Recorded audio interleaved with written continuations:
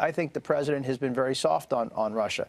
His rhetoric, he's been very accommodating to Vladimir Putin when he should be much more forceful and direct in denouncing Russia as a nation that wants to undermine American power and influence anywhere in the world. It's trying to break up NATO, undermine the European Union, and they're acting directly opposite of what our interests are around the world. And I believe it's time that this administration step up and start fighting fire with fire. I mean, we can engage in cyber information warfare too.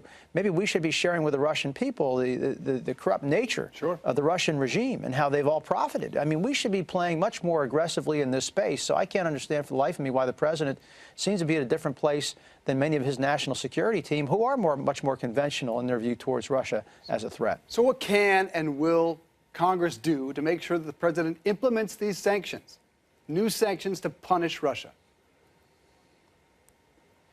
Well, that's a tough question. Look, I was one of the folks who have been strongly supportive of this greater sanctions against the Russians for their very bad behavior.